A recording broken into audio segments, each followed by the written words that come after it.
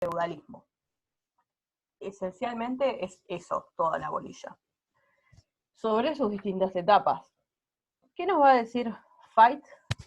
Que durante este tiempo de la Edad Media se distinguieron 3 estadios, que es una división que comparte con Georges Jelinek, que habló de los tipos históricos de Estado, así que no necesariamente la van a encontrar en todos los libros, pero es más o menos para que se orienten en tiempo y espacio. Entonces vamos a tener en una primera instancia los reinos germánicos, que van del siglo V al siglo VIII después de Cristo, la estructura feudal propiamente dicha, que va del siglo IX al siglo XIII, y la estructura estamental, que va del siglo XIV al siglo XVI. Y después ya nos va a venir el absolutismo monárquico. Para Fait, lo que determina este proceso es un tránsito de distintas cosas. En primer lugar, vamos a tener una unidad y luego vamos a tener una multiplicidad. ¿A qué hace referencia esto? Vamos a ir del rey a los señores feudales. Después va a hablar que vamos a transitar de la autarquía a la poliarquía. Si se acuerdan lo que era la autocracia que vimos la clase pasada, tenemos el gobierno de unos pocos. Y vamos a pasar de unos pocos que concentran por lo general el poder. Y vamos a pasar al gobierno de muchos, a una poliarquía. Estos muchos van a seguir siendo personas con poderes concentrados, pero ya no van a ser una clase reducida, sino que van a ser muchos señores feudales. Y por último vamos a pasar de un monismo político a un dualismo político. ¿Qué es el monismo político? El monismo político nos va a hablar de que predomina... Miren, mi gato me está volviendo loco. El monismo político nos va a hablar de una sola institución. La única institución fundamental a este momento era la religión. Dentro del feudalismo vamos a ver que hay 2 instituciones fundamentales, el Estado y la religión. Si se acuerdan lo que vimos en la última clase de San Agustín, que iba a empezar a hablar de estos 2 reinos que viven constantemente y continuamente, es esto, es el dualismo político. Para empezar, los reinos germánicos hace alusión a distintos tipos de reinos. Vamos a tener distintos asentamientos de invasores en Italia, España y Calía. Pero del que más se habla es de los francos. Pasa más o menos como por qué estudiamos Atenas y no a todas las polis griegas. Bueno, porque los reinos francos son los que más expansión tuvieron y los que más gravitación política tuvieron. Por eso siempre se habla de ellos. Los francos tuvieron a un rey que se llamó Childerico, y el que va a ser muy, muy importante es su hijo Clodoveo. ¿Por qué va a ser importante su hijo Clodoveo? Porque después de haber luchado contra visigodos, sajones, etcétera, etcétera, logra consolidar lo que quedaba de resabio del poder romano. Clodoveo fue quien consumó la monarquía franca, y el poder del rey aparece compartido con la asamblea del ejército franco. Hay que entender acá que en todo este proceso feudal nosotros vamos a tener reyes, pero no son todavía los reyes absolutos, así que vamos a tener distintas figuras, parlamentos y demás, que vienen más adelante en la bolilla y que lo vamos a ver, que vienen a atenuar el poder del rey. Bueno, Clodoveo lo que tenía era una asamblea de su ejército, que tiene facultades de deliberación y colaboración. ¿Qué pasó con Clodoveo? En el año 486 derrota al último gobernador romano que quedaba, que era Siagrus. Entonces lo que hace es consolidar todo el poder de esas provincias romanas que quedaban. Yo les dije que él lo derrotó en el año 486. ¿Por qué es importante? Porque el Imperio Romano cae en el 476, 10 años antes. Entonces vamos a tener un resabio de ese Imperio Romano. Él lo que logra es derrotar lo último que quedaba de este imperio. El Imperio Bizantino le confirmó el título de cónsul romano y se convirtió al cristianismo. ¿Por qué es importante el tema de por qué que se convierta al cristianismo? Porque va a lograr una unidad política y religiosa muy importante, que lo vamos a ver más adelante. Una cosa que les quería aclarar, en todos los puntos le va a pedir relación de Estado y la Iglesia, Estado y la Iglesia.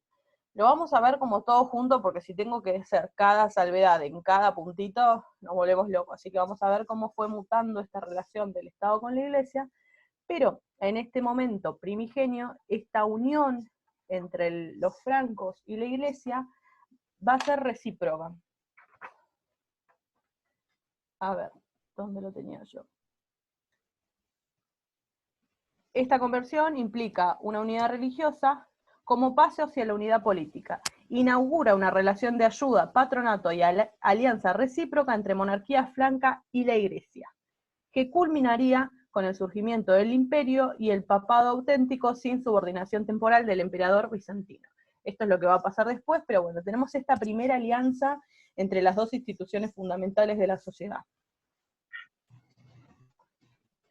Durante esta etapa existió un sistema de jerarquías, pero ese sistema de jerarquías no fue nuevo, sino que adoptó... Hola. ¿Cómo está? Ahí está. Lo que adoptó fue el sistema organizacional episcopal. Entonces van a quedar como grandes señores feudales los obispos, que ya en realidad tenían ese poder, porque ya tenían muchas tierras, ya eran grandes señores territoriales. Entonces lo que hizo fue reconocer algo que ya existía, no creó nada nuevo, a eso voy. La organización económica de todo este proceso, ya sea germánico, feudalismo o estamento, es el fundo, como fuente de subsistencia y condición de riqueza. La tierra implica riqueza, es la única riqueza posible. El dominio de la tierra significará el imperium sobre los hombres que lo habitan y cuya subsistencia depende de ella. Vamos a tener un señor feudal todopoderoso frente a sus súbditos, frente a sus vasallos. Acá tengo la importancia de conversión de Clodoveo, que es lo que le dije recién, esta nueva alianza entre estas dos figuras. A la dinastía merovingia, que es la de Clodoveo, le sucede la dinastía carolingia. Carlomagno, el gran y conocido Carlomagno, obtiene la corona imperial en el año 800, el día de Navidad. Con Carlomagno se va a clausurar la época de los reinos germánicos. A su muerte no hay una persona que pueda suceder este gobierno personal, y ahí es donde la falta de coherencia interna y las discusiones por quién se queda con la corona hacen que estos pequeños territorios que ya tenían poder se conformen específicamente como la poliarquía que nosotros conocemos del feudalismo, que va a constituir las típicas formaciones políticas del gobierno feudal. Así que vamos a tener que Carlomagno, con la muerte de Carlomagno, se acaban los reinos germánicos. Ahora, el feudalismo yo les dije que va del siglo IX al siglo XIII y es la etapa que le sucede. Las instituciones feudales dominaron la Edad Media como las ciudades-estado dominaron la antigua Grecia. Hay un problema con el feudalismo, es que no se puede dar una definición en concreto, porque fue distinto el proceso de acuerdo a qué país y a qué sector nos vamos regionalizando. Pero en parámetros generales fue igual para todos. Así que se dan las características generales del proceso. Económicamente, el hecho económico esencial es la situación de la agricultura, de la comunidad aldeana. Las tierras de cultivo dependientes de un señor feudal, porque ya les dije, la única forma importante de riqueza es la tierra. En este periodo tenemos que entender que hay un gran desorden, porque hay muchos conflictos. Hay muchos conflictos bélicos entre distintas ciudades, etc. Entonces, lo que va a asignar esta época es la necesidad del hombre, medianamente poderoso o nada poderoso, de protección de aquel que sí fuera poderoso.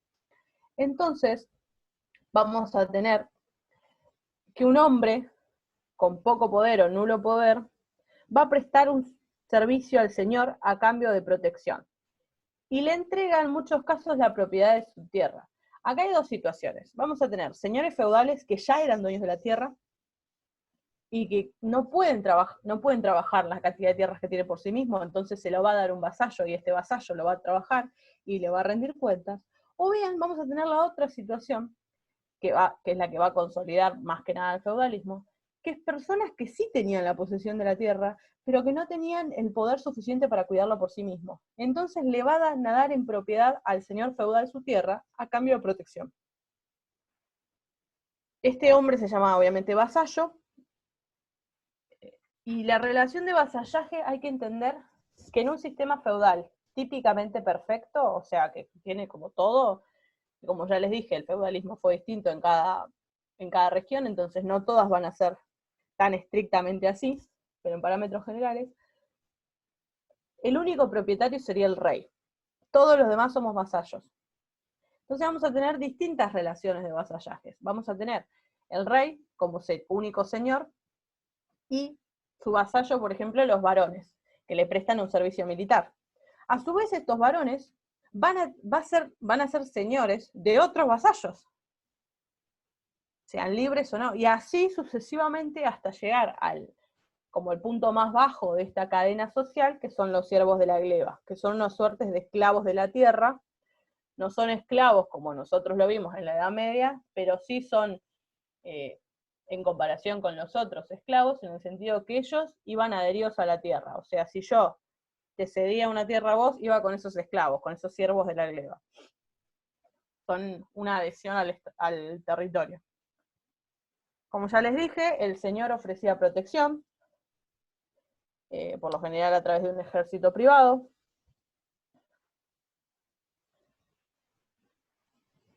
Lo que nos va a decir Fait es que un rey o un abad no podía utilizar su tierra más que entregándole a un vasallo para que le pagase un servicio de renta, porque si no tendríamos tierra ociosa, nadie puede trabajar tanta tierra, nadie puede ocupar para sí tanta tierra. El sistema abarca a toda la comunidad, es esto que les explicaba, que en un sistema típicamente perfecto todos somos vasallos del rey.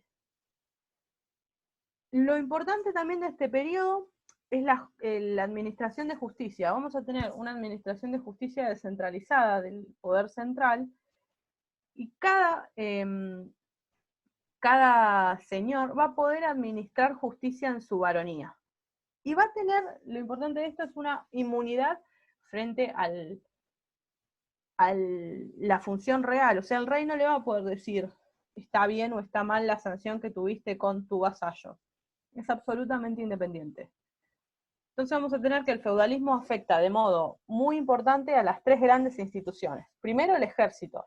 No vamos a tener un ejército nacional, porque básicamente tenemos pequeños ejércitos privados, de los cuales los señores, por lo general, los grandes señores eran varones que debían su fidelidad al rey, porque esto es una etapa en donde todavía tenemos rey. Un rey no tan poderoso en el sentido de que las grandes extensiones territoriales le impidieron relacionarse con la gran masa de súbditos. Pero bueno, le deben su fidelidad al rey, así que convengamos que sería un ejército de una misma bandera, pero no tal cual nosotros lo conocemos en otras etapas como un ejército nacional. Los ingresos que se van a pagar al señor feudal, y el señor feudal es el que va a pagar al rey en su nombre y no en nombre de los súbditos en general, y los tribunales de justicia, que como ya les expliqué, iban a depender del señor de ese territorio. Lo importante de esta época, y que es lo sustancialmente diferente de las monarquías absolutas que le van a suceder, es que esta situación entre señor y vasallo es lo más similar a un contrato que se conocía en ese momento. Las obligaciones son mutuas, no necesariamente recíprocas. Ustedes cuando vean contratos van a ver que son obligaciones mutuas, pero que siempre hay una parte que tiene más poder, por lo general. O sea, ustedes, por ejemplo, tienen un contrato con su telefonía móvil. Estamos de acuerdo, tenemos un contrato, somos partes iguales, pero ellos nos van a subir el precio del servicio cada vez que quieren y nosotros no podemos decir nada. Esto es más o menos igual. Es una relación, un interés mutuo en algo. El señor feudal quiere que se trabaje la tierra, yo quiero que me protejan, pero vamos a tener deberes distintos, porque el señor feudal va a tener la obligación de prestarme seguridad y de atenerse a las cartas que definen las inmunidades del vasallo. Ahora más adelante vamos a ver qué son las cartas y fueros. y ese era el señor feudal, y el vasallo va a tener deberes generales de lealtad y obediencia, vas a tener el deber general del servicio militar, la asistencia a la corte del señor y diversos pagos. Vamos a tener una relación desigual, pero aún en este periodo los impuestos son limitados, el servicio militar es limitado, entonces vamos a tener una idea de resistencia a la autoridad que no se va a dar años después con las monarquías absolutas. Porque lo que nos van a decir que en este contrato de vasallaje, si el señor no me protege, yo no tengo por qué pagarle impuestos. Es como mi salvación ante el incumplimiento del contrato. Bien, la corte feudal es la institución feudal típica. ¿Qué es la corte feudal? Es un consejo entre un señor y sus vasallos. Los vasallos, por lo generalmente, los más poderosos. El hecho más destacado, dice Fait, de esta corte es que el remedio, la solución ante cualquier conflicto va a ser el mismo para el rey o para sus vasallos. Yo voy a tener que poner en consideración el tema ante el voto de los otros. Entonces vamos a tener un rey igualado a sus vasallos en este aspecto. Va a tener que apelar a los miembros de la corte para lograr su decisión. La corte feudal garantizaba a todo vasallo un juicio ante sus pares, con arreglo a la ley de la tierra y a los acuerdos o cartas específicas del problema. Acá vamos a tener una primera parte, ya pasamos la codificación romana, acá también vamos a tener una suerte de codificación de tierra, de leyes, pero muy dispersa, porque va a depender del feudo, del terreno en el que nosotros estemos, así que, pero hay. Entonces, ya yendo a esta parte de la corte feudal, vamos a tener lo que en el programa les pide específicamente, que son el Parlamento inglés, las Cortes españoles y los Estados Generales en Francia. Como ya les dije, el feudalismo va a depender de dónde nos paremos, entonces vamos a tener en Inglaterra el primer Parlamento inglés que hoy continúa. Todas estas figuras se fueron modificando, pero siguen existiendo en la actualidad. El Parlamento inglés tiene sus orígenes a principios del periodo medieval. El derecho a legislar no puede quedar atribuido al rey, no le da la facultad de legislación al rey, salvo que sea el rey en parlamento, o sea, tiene que estar el rey con su corte. En un periodo de atomización del poder, la corona no podría haber sido impuesta sin el apoyo de la nobleza y del clero. Y acá, antes de seguir, vamos a ver los primeros vestigios de lo que Fait va a llamar como estructura estamental, pero como yo les dije, Fait hace esta diferenciación, pero en los libros lo van a encontrar todo junto, así que los estamentos son las estratificaciones sociales que había en la época. Y vamos a tener a la nobleza, al clero y al estado llano o al tercer estado. Entonces, estos parlamentos, cortes, estados generales, están formados por los estamentos. Y vamos a tener que los monarcas ingleses constituyeron grandes consejos formados por toda la nobleza y los miembros veteranos del clero. O sea, vamos a tener la representación de 2 de los 3 estamentos. De ellos recibían consejo y consentimiento cuando se trataba de decisiones importantes. Ponele, el monarca inglés no podía decidir la guerra sin venia del Parlamento inglés. Después en España vamos a tener las Cortes Españolas, o Cortes Estamentales, ya el nombre nos lo va a decir, donde acá sí ya vamos a tener la representación de los 3 estamentos, el clero, la nobleza y el estado llano. Hay una realidad, y esto lo vamos a ver más adelante con la Revolución Francesa per se, que el estado llano es el más numeroso, pero el que por lo general tenía menos representación. Esto es lo que va a provocar los conflictos. Y acá, en este periodo también, es donde nace los conceptos de izquierda y derecha que nosotros conocemos. Dentro de estos parlamentos, y sobre todo en el inglés, a la derecha se sentaba la nobleza y el clero. Y a la izquierda se sentaba el Estado llano. De ahí nace la diferenciación que nosotros hacemos políticamente hablando hoy de derecha y de izquierda. Por último, en Francia vamos a tener los estados generales, que son asambleas convocadas por el rey de manera excepcional.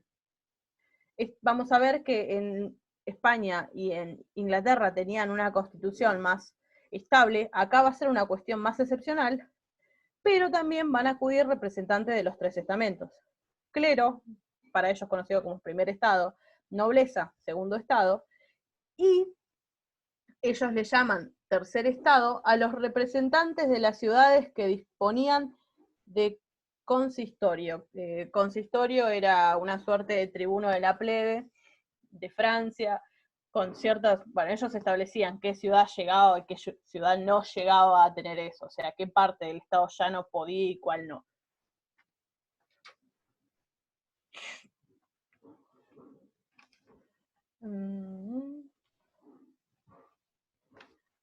Esto es más de una repetición de lo que ya les dije. Esta atomización del poder en múltiples centros de autoridad vinieron a constituir la poliarquía.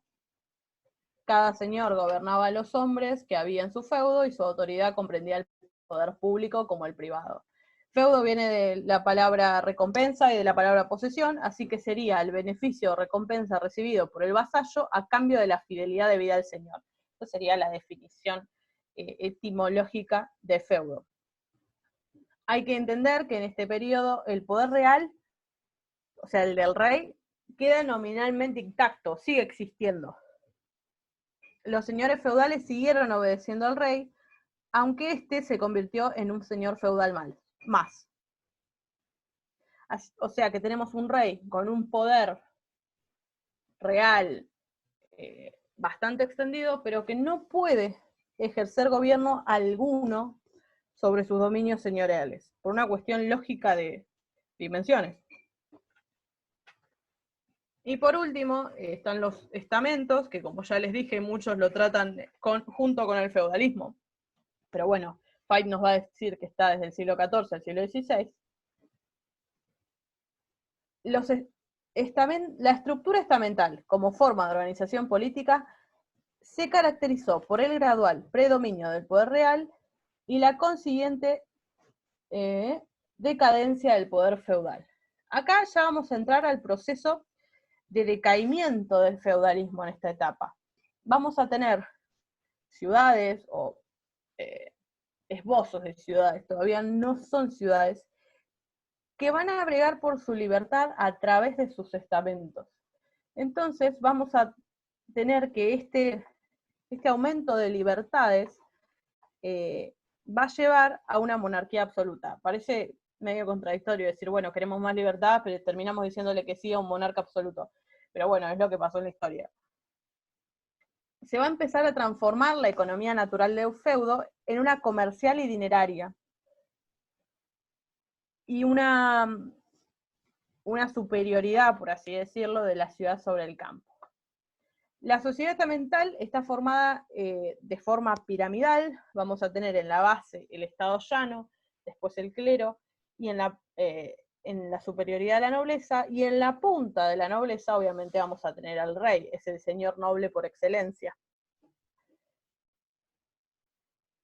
La nobleza está formada obviamente en la cúspide por el rey. La nobleza medieval es heredada de los grandes latifundistas romanos y aristocráticos, o germánicos.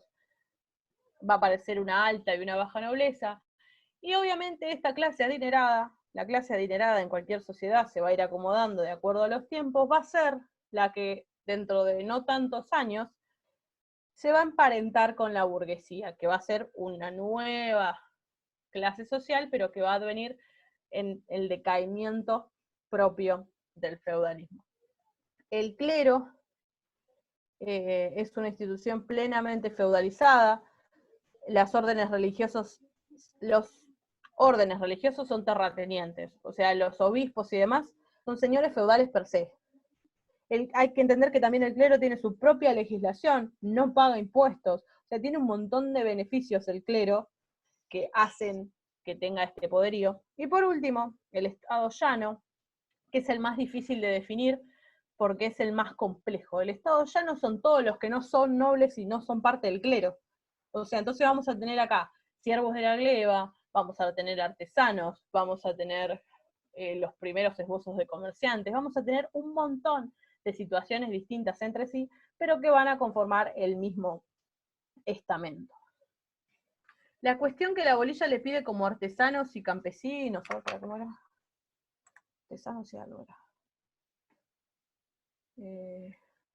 Artesanos y comerciantes lo van a leer solitos porque no es ninguna ciencia, básicamente.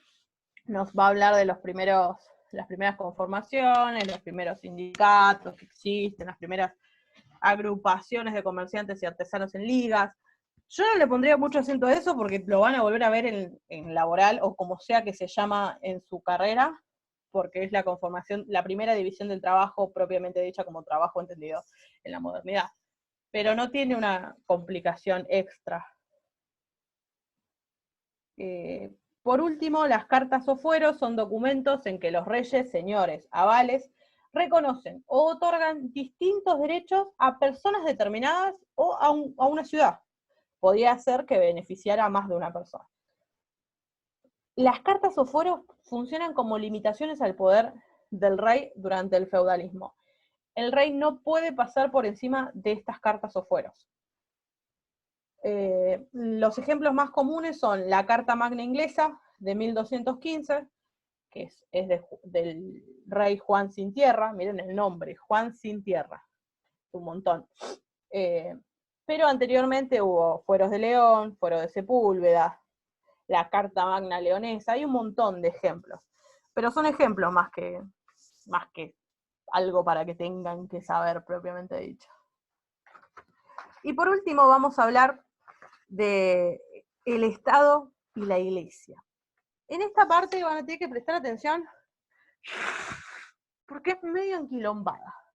La relación del Estado y la Iglesia durante esta época es un loco, sinceramente. Pasa de todo, hay un montón de gente metida en el medio, así que en los textos que ustedes le dieron, la verdad es que no explica nada de esta parte.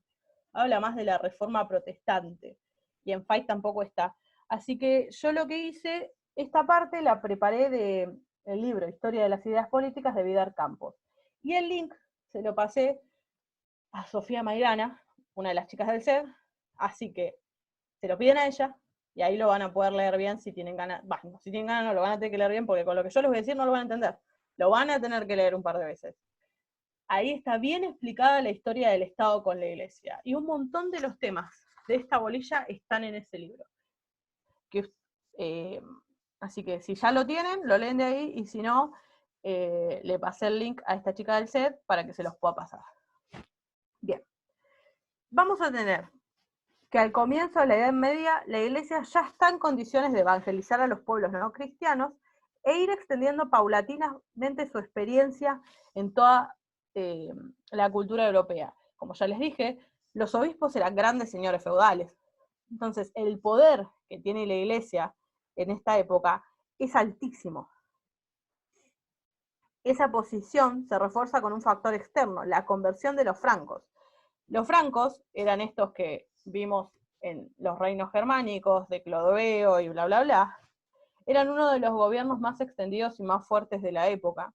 Entonces, la conversión de Clodoveo lo que provocó es que la conversión de su reino es que hubiera cada vez más católicos, más cristianos en este momento. Además, la Iglesia ya tiene consolidada su cuerpo doctrinal.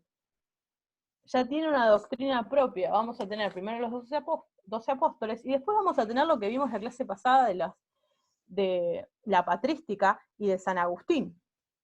O sea, ya tiene doctrinarios propios. Y van a aparecer nuevos doctrinarios, como Santo Tomás de Aquino, que se los pide el programa, que lo vamos a ver más adelante. Entonces, lo que va a provocar esta doctrina es ya no solo una discusión teológica acerca de Dios, sino un análisis de la realidad política y social de la época. Vamos a ver cómo los pensadores políticos, los pensadores cristianos, ya no se van a centrar tanto en Dios y demás, porque esto ya lo trabajó la patrística, ya está, ya entendimos cómo es el dogma y la fe y demás, sino que vamos a empezar a hablar de lo que la política y la sociedad deberían ser.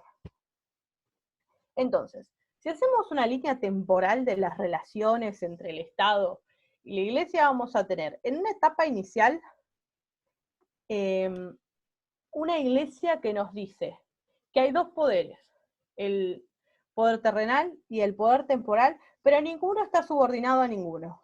Son dos poderes separados. Entonces vamos a tener las cartas del Papa Gelasio I y Gregorio el Grande, que nos van a decir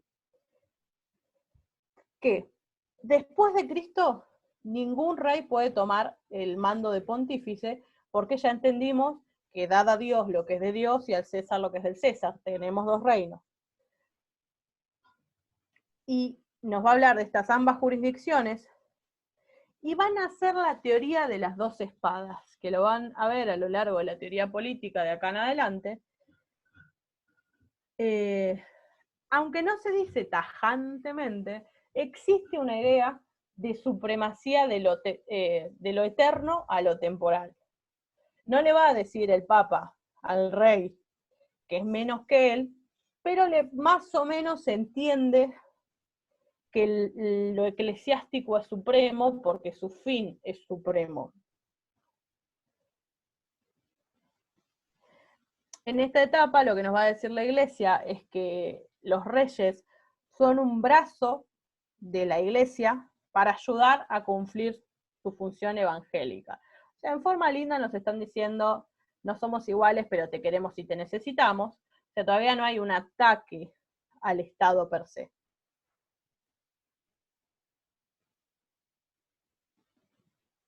Gregorio el Grande sí ya le va a dar una vueltita más y va a decir que el reino terrenal está a servicio del reino de los cielos. Y le va a decir a Childeberto, el padre de Clodoveo, que la función del gobierno es básicamente castigar el pecado. Vamos a ver cómo todos estos gobiernos. ¿Qué dice la teoría de las dos espadas? Esto, la existencia de dos reinos, un reino temporal y un reino espiritual, y igual va a tener más importancia en otros pensadores, en donde nos va a decir que el Papa, por ejemplo, tiene el mando de las dos espadas. En otras nos va a decir que una espada es el rey y otra espada es el Papa. Es más, si ustedes ven las coronaciones, ustedes van a tener símbolos dentro de las coronaciones. A los reyes se les pone la corona, en una mano se les da un báculo y en la otra se les da un cosito redondito que no me va a salir el nombre. Es más, si ven Frozen, perdón, es la que se me viene ahora a la cabeza, van a ver que a ella se le da esas dos cosas, que son las que se le congelan en la mano, pero igual, si ponen coloración de cualquier lugar van a ver que tiene eso mismo. Esto va a representar la teoría de las dos espadas. La Iglesia y el Estado, y quien unge al rey es por lo general el Papa, o el obispo, o depende del tiempo en que sea coronado, es la Iglesia quien va a coronar a los reyes. Esa es la teoría de las dos espadas, que tenemos dos fines, uno terrenal y uno temporal, y que tenemos dos espadas para convertir a la gente, y hay que ver en mano de quién están las espadas. La conclusión de esta primera etapa primigenia es que lo espiritual no se confunde con lo temporal, el poder temporal no puede inmiscuirse en lo espiritual, o sea, el rey no tiene derecho sobre la Iglesia expresa la totalidad del mundo, etcétera, etcétera. No es muy trascendental las conclusiones porque son obvias. Y después ya vamos a tener una segunda etapa un poquitito más beligerante, que más o menos va a empezar con el pontífice Bonifacio VIII, autor de la bula Unam Sanctum. Para el que no es católico, no fue a colegio católico, las bulas son la forma en la que se expresan los papas, son una suerte de decretos papales, bueno, son las bulas de los papas. En ella el Papa afirma rotundamente que hay una sola iglesia y dentro de ella los dos poderes, el espiritual y el temporal, ambas al servicio de la Iglesia. vamos a ver esto que les dije recién, como el Papa tiene las dos espadas, no el rey. Al Papa le han sido confiadas las dos espadas para la salvación de las almas. Hay una sola cabeza que es el Papa. Acá vemos como ya la Iglesia dejó de tener esta idea de sí existe una supremacía, pero somos los dos iguales, sino que va a decir, no, acá el poder lo tengo yo. Pero también, en esta etapa vamos a tener las primeras posturas contrarias, que van a ser importantes para el proceso de reforma de la Iglesia que va a venir años después. Uno de los primeros en tener una postura contraria es Marsilio de Padua. Marsilio de Padua nos va a decir, él es anticlerical y niega toda organización jerárquica de la Iglesia, porque nos va a decir que la Iglesia son sus fieles, y nada más que sus fieles, y el conjunto de sus fieles, no la Iglesia, que la Iglesia y los clérigos son un invento administrativo para tener poder, nada más. Esto después se va a ampliar con las teorías conciliares, lo que se llaman los concilios, que van a opinar más o menos lo mismo, pero era para que tengan una idea de cómo se empieza a gestar dentro de esta Iglesia católica los primeros esbozos de protestantismo. Por último, una parte importante de la relación con la Iglesia va a ser lo que se llama querella de las investiduras. Las investiduras, ¿qué son? Es nombrar a alguien obispo. Hasta este momento había investiduras civiles, por así decirlo. ¿Quién nombraba a los obispos? El señor feudal. ¿Por qué? El señor feudal tenía un territorio, en ese territorio tenía X cantidad de iglesias, él nombraba en esas iglesias a quien consideraba mejor para regirlas. Entonces, ¿qué vamos a tener acá? Personas no tan santas y sacras, no son. No estoy diciendo que todos los curas sean santos y sacros, pero bueno, se tiene la idea de que la gente que proviene de la iglesia debería tener una postura más cristiana. Bueno, esta gente no necesariamente venía de ahí. Entonces vamos a tener los primeros conflictos con la iglesia por el tema de las investiduras laicas, se llama esto. Laico es aquello que no es cristiano o católico. La investidura laica abre las puertas de acceso a hombres de conducta indeseable. Después charlamos que sí que no. Entonces, en el año 1073 va a llegar al papado Gregorio VII. ¿Y qué va a hacer? Dedicarse a una reforma de la iglesia. En esta reforma, Gregorio le va a prohibir a los reyes y a los señores, ya sean reyes, duques, cónsules, marqueses, lo que sea, les va a prohibir las investiduras laicas, le va a decir que ese poder es explícitamente del Papa, y que si no lo hacen lo va a excomulgar a quien siga teniendo esta práctica. ¿Qué pasó con esta decisión? Enrique IV, que era emperador de Alemania, acá cada vez que escuchen un Enrique, son todos más o menos los mismos nombres, así que intente centrarse de dónde es, porque también vamos a tener Enriques en España. Pero no sé, se ve que había una lista de nombres muy acotadas en ese entonces para los reyes, pues se llaman todos más o menos igual.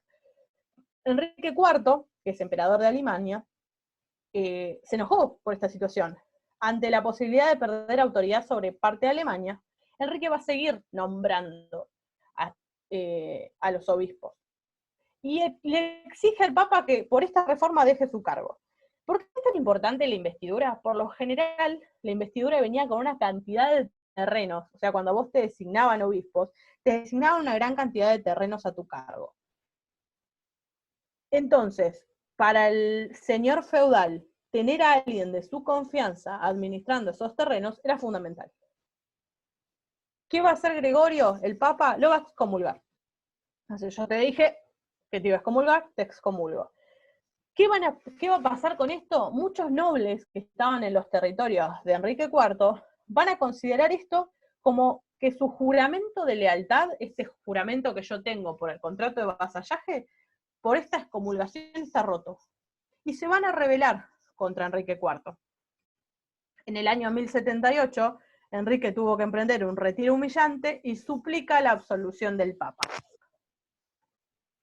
se produce la querella de las investiduras que puso fin a la lucha de poder acerca de la autoridad secular sobre la Iglesia y sobre la autoridad de nombrar o investir obispos. A partir de acá, el único que inviste obispos es el Papa. Y va a consolidar el gran poder de la Iglesia. Obviamente la sumisión de Enrique duró poco, así que se siguieron suscitando conflictos hasta el año 1122. Nosotros estábamos en 1078, imagínense que el conflicto siguió hasta 1122, pero termina perdiendo Enrique, y a través del concordato de Worms, se ve atrapado por la sublevación de los nobles, renuncia prácticamente a todos los derechos de investidura ante el Papa Calixto II. Ya cambiamos de papa. O sea, pasaron. En este periodo vamos a ver que hay un montón de papas, o sea, los papas no duraban tanto como duran ahora, porque era una forma distinta de unción, pero no hace, es para que vean cómo van cambiando. Va a haber un montón de nombres de papas en estos periodos, porque son varios. Así es como el gobierno y la administración papal se consolidaron y fundaron instituciones propias, como la Universidad de Bolonia, donde se empezó a enseñar derecho canónico. Acá ya vamos a tener una iglesia fuerte, institucionalizada y con universidades propias que van a enseñar su derecho propio. Que si vamos a una universidad privada católica, en La Plata está la UCALP, estudiaríamos derecho canónico. Estudia en esas universidades todavía. Otra de las menciones que les hace el programa es la Inquisición. No les voy a explicar la Inquisición, todos más o menos sabemos lo que es. Lo que les voy a pedir es que cuando lo lean, le den importancia a ciertos temas. Hay que entender primero que la Inquisición son instituciones dedicadas a la supresión de la herejía. ¿Qué es la herejía? Decir algo o enseñar algo contrario a los dogmas de la fe. O sea, por ejemplo, decir que Jesús no es el Hijo de Dios, o negar la Trinidad, etcétera, etcétera. Esto es la herejía.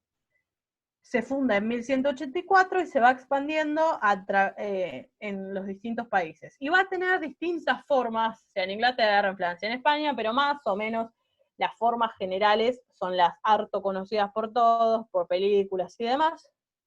Y a lo que hay que darle importancia en este periodo es, primero, la Inquisición como tribunal. Fíjense en películas o series que hayan visto cómo el obispo va a llevar adelante el juicio, se va a convertir en juez supremo. Y el rey, por lo general, no va a tener nada para decir al respecto, porque la autoridad suprema en cuanto a herejía va a ser la iglesia.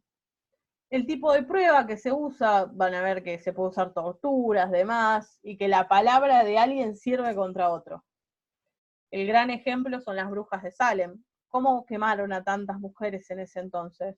Si yo decía que mi vecina la vi adorando al diablo, era prueba suficiente.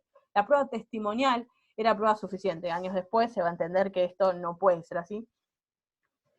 Y el tipo de sentencia, por lo general, como lo que se condenaba era un hereje, eran muy cruentas, casi siempre tenía que ver con la muerte, o torturas bastante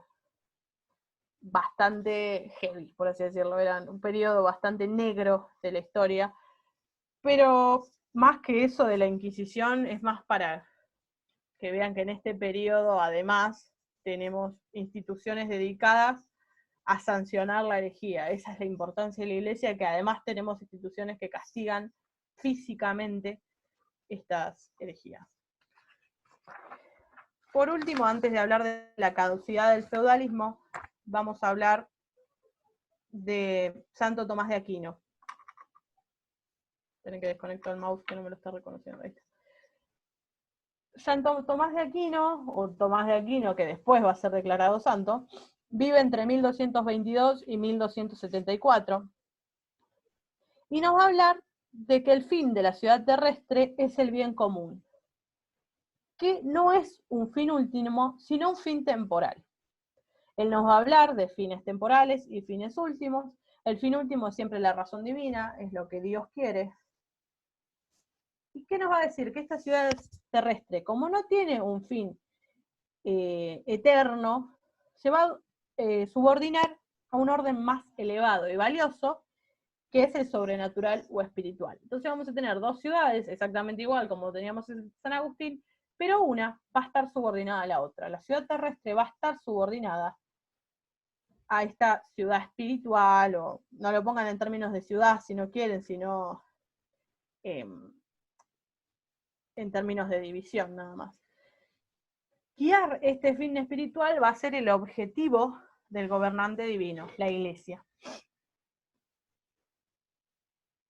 Dice que el fin temporal, o sea, la ciudad, lo que pasa acá, es un fin intermedio, por lo que sus titulares, o sea, los reyes, deben estar sujetos a quienes tienen el fin último. O sea, el rey por debajo de la Iglesia. Dice que ambos poderes vienen de Dios, el Estado surge como una necesidad y un instinto de un hombre animal, político y social. El Estado autónomo es perfecto, es autosuficiente. Acá vamos a ver cómo se parece mucho a Aristóteles, y por eso a su línea de pensamiento se le va a llamar aristotélico tomista, porque tiene mucha similitud con Aristóteles en cuanto a este animal político, al origen natural del Estado.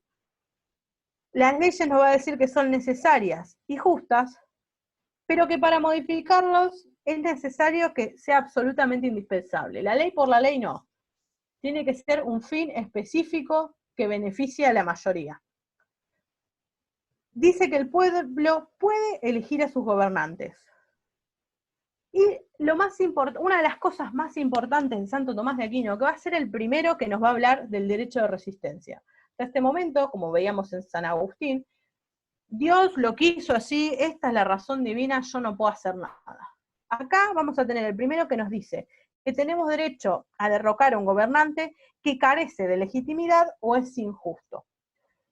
Él va a hablar mucho de lo justo y de lo injusto, y también va a hablar de lo que se conoce como justum bellum, o guerra justa. Él nos va a hablar de la guerra y nos va a decir que hay veces en que es necesaria y que está justificada. O sea, un pensador católico que nos está hablando de guerra justificada. Las condiciones para que la guerra sean justas, vamos a tener una intención legítima, es siempre restituir la paz. Si no, no va a ser legítimo. La autoridad del soberano, solo el Estado o pueden determinar de iniciar la guerra o no, y la causa justa, que sea en beneficio del pueblo y no para ganancia de unos pocos. Escribió varias obras, pero la más importante es o más conocida o más relevante para nuestra materia y en general es la Suma Teológica. En ella nos va a hablar de todo esto que hablé recién y además nos va a nombrar la división de tipos de leyes. Y nos va a decir que existe una ley eterna, que es la razón de Dios, que gobierna todo el universo, que todas las cosas existen antes de... Acá me voy a poner redundante porque no hay otra forma de decirlo. Existen antes de su existencia misma, antes de ser físicamente algo, porque existen en la esencia de Dios y participan de su eternidad. O sea, que nos quiere decir que todo está fríamente calculado por Dios en esta ley eterna. Después va a venir una ley natural, que es la participación de la ley eterna en las criaturas racionales. La ley natural va a ordenar las acciones humanas. Es esta cuestión que nosotros hablábamos clases pasadas, de que sabemos naturalmente qué es bueno o qué es malo. Bueno, él va a decir que esto es porque es la participación de la ley eterna en la ley natural. Después va a venir la ley humana, que es la que hicimos los hombres, el derecho positivo propiamente dicho. Y por último, la ley divina. Esto no es un orden jerárquico. Cuando digo por último, no es que esté por debajo, sino que es el último que voy a mencionar. Es necesario para dirigir al hombre infaliblemente a su fin, que es la eterna bienaventuranza. Él nos va a decir que hay una ley divina que implica que todos estamos destinados a algo. El hombre tiene un destino final de carácter sobrenatural. Esta es la ley divina, lo que todos estamos destinados a hacer. Y por último, vamos a hablar, por último, del feudalismo, porque nos faltan 1000 años todavía más o menos. Vamos a hablar de la caducidad del feudalismo. Más o menos se puede esbozar a partir del siglo XIII, que se opera una profunda transformación en la organización dominial, por un gradual parcelamiento, arrendamiento y venta de las reservas señoriales. Las ciudades compran sus franquicias y privilegios, asumiendo muchas de ellas el carácter de ciudades libres. Esto lo hablamos hace un ratito, de cómo las ciudades iban comprando sus libertades y consolidándose como ciudades libres, lo que dio lugar, que en realidad esto podemos decir, que las ciudades se volvieron libres y dieron lugar a los burgueses, o los burgueses dieron lugar a estas ciudades libres. Es una relación recíproca entre ambas cosas, no es que una dio a la otra, sino que ambas se fueron suscitando. Vamos a tener una nueva clase social, que es la burguesía. La primera revolución burguesa de la que se conoce. Esta nueva clase social debe su nombre a la circunstancia de llamarse burgos a las ciudades importantes y a sus habitantes burgueses. Vamos a tener que estas primeras ciudades que son libres y se empiezan a llenar de gente, se les va a denominar burgos. Su núcleo originario estuvo constituido por hombres libres que lograron conservar su tierra al margen de todo señorío feudal, a los comerciantes, artesanos e industrias. Fue la primera clase media de la que se conoce que posee medios económicos o medios de producción. Hay que entender la importancia de la burguesía en este entonces, que tuvo tanta fuerza que logró que instituciones parlamentarias, las cortes y los estados generales les dieran un lugar junto a la nobleza y el clero. Entonces, en esta etapa posterior vamos a tener estamentos, nobleza, clero, burguesía y estado llano. La gravitación de las ciudades sella la suerte de la organización feudal y prepara, sin tener clara conciencia de ella, las fuerzas que a su tiempo se convertirían en absolutismo monárquico. Esto es lo que yo le dije hace un rato, nosotros buscábamos más libertad y terminamos en un monarca absoluto. No sabemos bien cómo pasó eso, pero pasó. A veces las cosas no salen como las planeamos y este es el claro ejemplo. Pero antes de pasar al absolutismo monárquico, vamos a hablar un poco de el comercio, los mercaderes, los instrumentos de esa época de la Edad Media, porque son muy importantes, porque son los que van a llegar hasta esta época y los que se van a transformar en el capitalismo no tantos años después. En cuanto al comercio, la economía rural y cerrada propia de la época se transformó y gradualmente se convirtió en una economía abierta y comercial. ¿Por qué pasó esto? En primer lugar, por un aumento de producción agrícola. Cada vez vamos a producir más. ¿Por qué? Porque hay paz en Europa. Entonces, esta paz, la carencia de guerras, la falta de guerra, lo que provocó es un aumento poblacional y a su vez, un aumento poblacional y a su vez un aumento en la producción agrícola. Entonces, ¿qué hacemos con este excedente? Lo tenemos que colocar en algún lado. Y ahí vamos a tener la aparición de los mercaderes y de las ferias. Hay también un elemento como que se puede nombrar como causa, que son las cruzadas de la iglesia, que abrieron nuevos caminos comerciales marítimos y terrestres, y revitalizaron el comercio, entre Oriente y Occidente, que antes por las guerras y demás estaba todo parado. Los mercaderes, como les decía, son comerciantes profesionales.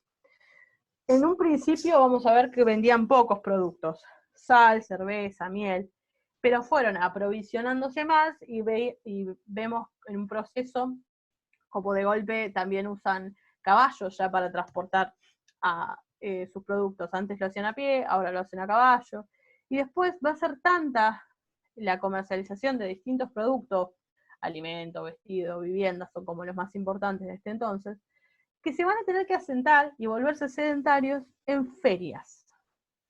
Yo cuando estudié comercial me lo explicaron de esta forma, cómo nacieron los burgos. Nosotros teníamos un castillo acá, otro castillo acá, y en la zona entre medio de esos castillos, los excedentes de un señor feudal y de otro señor feudal se vendían en los mercados que se constituían en el medio de estas dos de estos dos feudos. En estos pequeños mercados fue donde nacieron las ferias, y de esas ferias se fueron consolidando ciudades o burgos, y de allí las burguesías. Estas ferias hay dos tipos: las ferias permanentes, que son las que se dan en un territorio todo el año, y las ferias entendidas como grandes mercados situados en zonas de contacto entre el norte y el sur, entre el comercio mediterráneo y el comercio nórdico, que eran por épocas del año, por lo general en estadios estivales. Estas se realizaban por periodos, y ahí lo que teníamos eran comerciantes de todos los lugares que venían a comerciar, obviamente, sus productos. En cuanto a los instrumentos del comercio, es importante mencionar dos cuestiones. Primero, el desarrollo monetario. Acá sí se va a dar conscientemente la acuñación de moneda, y vamos a tener las primeras monedas internacionales. Por ejemplo, el matapón, creo que puse, me dice que no me entiendo la letra, de plata. Bueno, eso lo googlean, no hay ninguna ciencia. Que es una moneda de plata válida en varios países, Francia, Italia, Inglaterra. Entonces yo voy a poder comerciar con esta moneda única. Y si no, vamos a tener distintas monedas. Se va a empezar la acuñación de monedas de oro, además de las de plata, que va a ser más fácil la transacción entre distintos países. Pero, aún cuando yo no tenía acceso a esta moneda internacional, empezaron a existir los primeros bancos. ¿Dónde nacieron los primeros bancos? Eran cambistas que sacaban un banco literal, entendido como madera de cuatro patas, a la calle, y ahí, con una balanza, hacían la conversión de una moneda a la otra. En ese entonces la conversión monetaria se daba exclusivamente por el peso de las monedas. Entonces yo pesaba una, pesaba otras a las que quisiera cambiar, y ese era el trabajo del bancario propiamente dicho. Con el tiempo, los banqueros se volvieron prestamistas que cobraban intereses por sus préstamos. Habrían libros de venta, que es el primer esbozo que vamos a tener de esta cuestión en la historia. Muy pronto los banquistas o cambieros recibieron los ahorros de la gente y los invirtieron en empresas lucrativas y préstamos. Así nacieron los bancos, los que conocemos hoy en día. Hoy en día la función del banco es la misma. Si yo pongo un plazo fijo, el banco tiene derecho a hacer con esa plata lo que se le cante, en la medida que si el plazo fijo, por ejemplo, es de 30 días, yo lo hice el 1 de mayo, el 1 de junio el banco me tiene que asegurar que la plata, si yo la quiero sacar, la puedo sacar porque está, pero los otros 29 días del mes, esa plata el banco la mueve a gusto y a preferencia para las inversiones y demás, y es así como generan más dinero con el dinero de los demás. Obviamente a mí se me da un interés por esta cuestión, esa es la idea del plazo fijo, que yo genere plata con plata estancada, con plata no productiva. El programa también les va a pedir la formación de mercados nacionales. Hay que entender que el mercado nacional la formación del mercado nacional es un proceso que consiste en crear un mercado en el territorio de un país. ¿Qué es crear un mercado? Es lograr que los comerciantes y los compradores la misma forma de transacción en cualquier lugar del país. Entonces voy a tener que liberar trabas arancelarias y generar las mismas garantías de compraventa en todo el territorio. Durante el antiguo régimen peyorativamente a todo lo anterior que pasó a la Revolución Francesa. Los estados europeos en construcción, a través de la política mercantilista de las monarquías absolutas, fueron realizando pasos más o menos importantes hacia la unificación en el interior de sus fronteras de cada uno de los mercados nacionales. ¿Qué queremos decir con esto? Que la formación del mercado nacional no se va a poder dar entre la época feudalista por esta atomización del poder. Es imposible establecer reglas generales en un periodo en donde hay prácticamente una anarquía en un montón de aspectos. Entonces recién la formación del mercado nacional va a venir con la monarquía absoluta que le sucede al feudalismo. Y ahora sí, ya saltando a la monarquía absoluta y la formación de los estados nacionales, vamos a tener que la lucha interna entre el rey y las aristocracias, hasta acá vamos bien, como para hacer una pausa. Perfecto.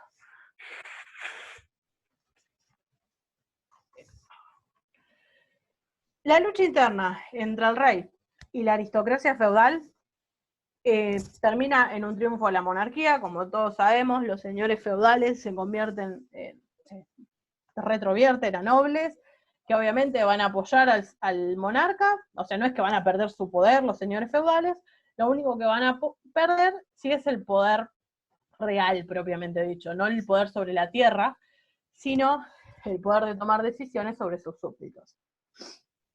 Hay que entender que la organización política de la monarquía absoluta se fue dando de diferente manera, depende al país en el que estemos. Entonces vamos a tener, por ejemplo, que en Francia recién se va a concentrar el poder con Luis XIV. Pero antes de eso pasó la Guerra de los 100 Años, el accionar de Luis XI, la lucha religiosa entre facciones de la Iglesia, que lo vamos a ver ahora con los protestantes. Mientras más pelea la Iglesia, más poder va a tener el rey. Eso es así. Bueno, nosotros tenemos dos instituciones fundamentales, entonces cuando una está en conflicto, la otra enaltece el poder. Eso es básico. La conversión al catolicismo de Enrique IV. Luis XIV asegura mediante los tratados de Westfalia y los Pirineos el predominio político de Francia en Europa. Así que esto es más una mención que una... Pero es para que vean que no en todos lados se da al mismo tiempo y de la misma forma. En España se consolida con Carlos I, quien con el nombre de Carlos V asciende al trono del Imperio Alemán también. O sea, en España era Carlos I y para Alemania era Carlos V. ¿Por qué no mantuvo el mismo nombre los dos? No sabemos, pero bueno, es la misma persona. Si ustedes ven Carlos I y Carlos V en Alemania, es el mismo. Le sucede en el trono Felipe y él es quien va a abolir los fueros y va a debilitar el poder de las cortes y afirma el absolutismo en su poder. Y en Inglaterra vamos a tener problemas de las casas. Para los que son fanáticos de Game of Thrones, está basado más que nada en la cuestión de las casas de Inglaterra. Vamos a tener la Guerra de las Dos Rosas, que se da entre la casa Lancaster y la casa de York, que va a terminar básicamente en el absolutismo inglés, con Enrique VII sometiendo al feudalismo y consolidando la centralización de los poderes. Enrique VIII y por último Isabel Tudor, durante cuyo reinado se inicia el dominio inglés sobre los mares, consolidan el absolutismo inglés.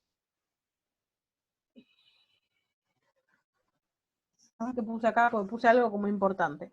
La lucha entre Estado e Iglesia por obra de la Reforma, y no solo en los países protestantes, se decía a favor del Estado, perdiendo para siempre el papado la importancia secular que disfrutó en la Edad Media. Esto es lo que les decía recién, cuando nosotros tenemos dos instituciones fundamentales, si una tiene problemas, la otra va a enaltecer el poder, y vamos a tener que en este periodo la Iglesia perdió el poder que tenía sobre la cuestión política, perdió entre comillas. Nosotros hoy sabemos la importancia gravitacional y política que tiene la Iglesia, pero no es tanta como la que tenía en la Edad Media. No tenemos ya tribunales inquisidores, así que sigue siendo importante. En nuestro Estado, por ejemplo, sostenemos el culto apostólico, católico y romano, pero no es tanto. El Estado moderno, como forma de organización política, se caracteriza por una unidad, presentando su estructura, un territorio, una comunidad organizada, un poder en quien se hace radicar la soberanía y un orden jurídico. Si ven, son los elementos del Estado, lo que nosotros conocemos como elementos del Estado. Territorio, población, poder y orden jurídico. Las características son unidad, presentando en su estructura un territorio, una comunidad organizada o población, un poder en quien se hace recaer la soberanía y un orden jurídico. Los mismos elementos de Estado que vimos en la bolilla 1.